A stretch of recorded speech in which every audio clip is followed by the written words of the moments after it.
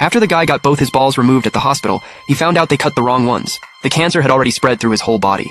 But when he found out, he didn't even get mad. Instead, he clutched the lucky charm his wife had left him and just started laughing. Because in his mind, dying like this, unable to ever have kids, was the only way to make it up to his dead wife's soul. But when he opened his eyes again, what he saw was the dusty red double happiness sticker, still stuck on the window of his old home. He frantically searched every corner of the house and found Lin Qingshui, completely naked, curled up on the mud brick bed. Her eyes were hollow and lifeless. Her once flawless skin was covered in bruises running every which way. And seeing her again, the woman he'd spent half a lifetime longing for, he instantly broke down. He rushed over and pulled her into his arms. There was so much guilt, so much longing to say, but in that moment, every word got stuck in his throat. He just sobbed. In his past life, he'd set her up, tricked her into falling into the reservoir, so the whole village would see her half-dressed, getting rescued by him. To protect her reputation, she had no choice but to marry him.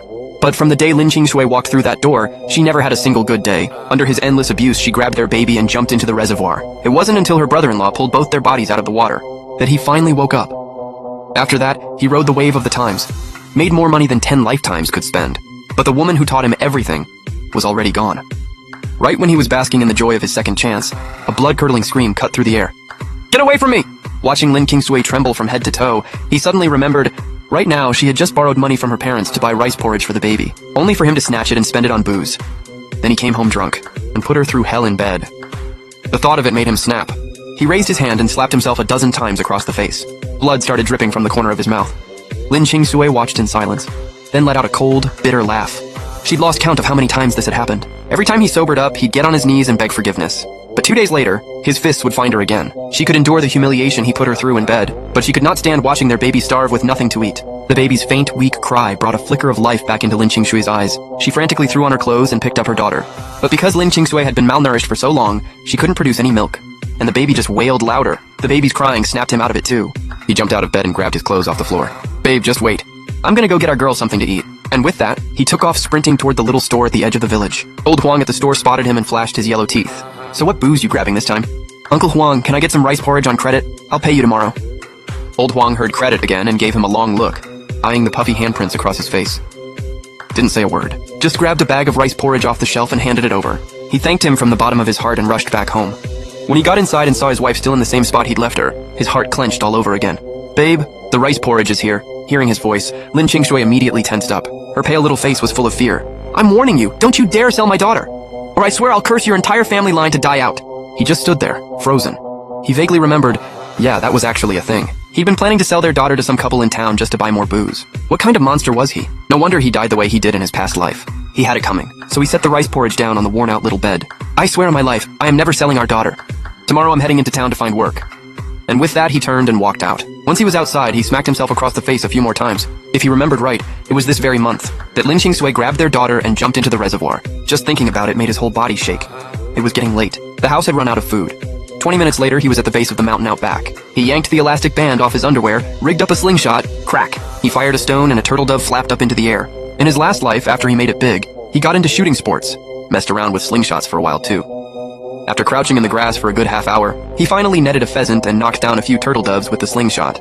Turtle doves are tiny, 4 of them barely weigh a pound or 2. But that pheasant was a solid 5 pounds.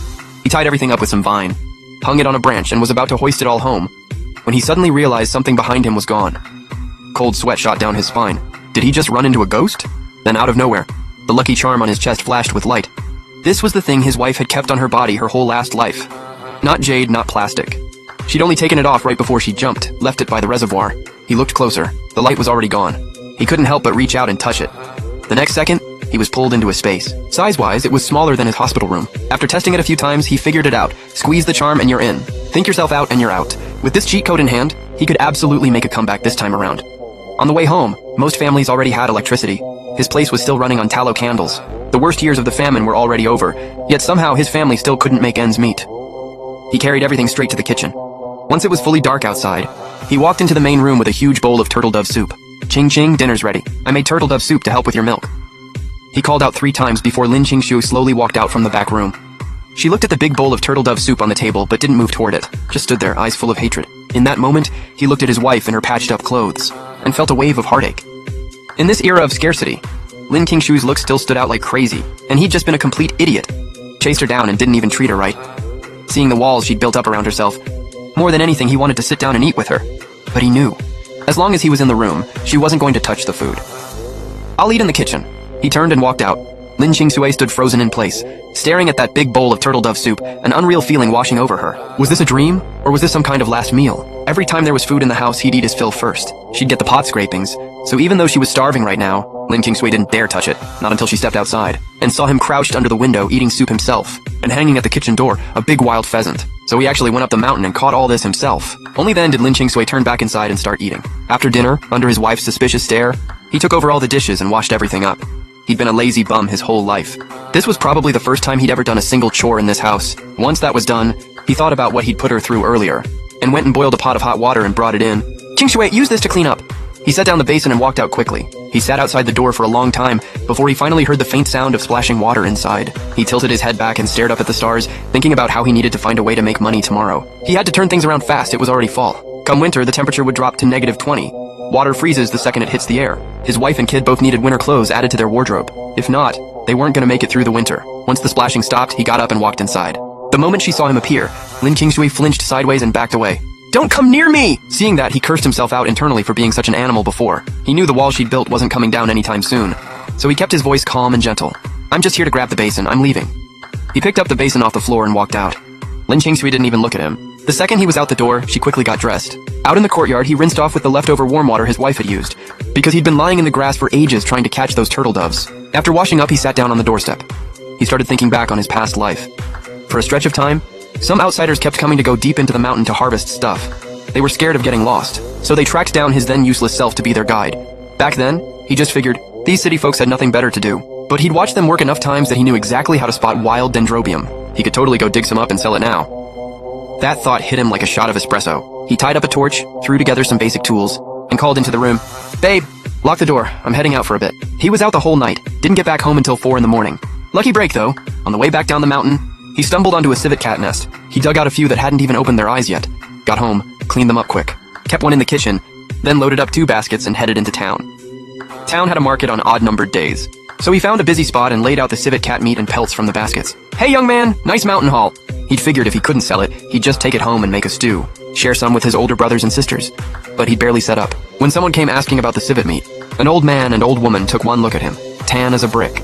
Clearly straight out of the mountains, price was right, so they grabbed 2 right off the bat. These days you needed ration tickets just to buy regular meat. But wild game, no tickets needed. Something good for the grandkids. Right before they left, the old lady tugged on the old man's sleeve. Had him buy up all the civet pelts too. Said she'd make mittens for the grandkids just like that in under 2 hours. Every last civet cat was sold out. Then he took yesterday's big haul of herbs to the old school pharmacy in town. The second he pulled out what he had, the old man behind the thick glasses could not look away. He gingerly took it and turned it over carefully. Then he held up his fingers and named a price. "Young man, how about this much?" He saw the number and his brow furrowed slightly.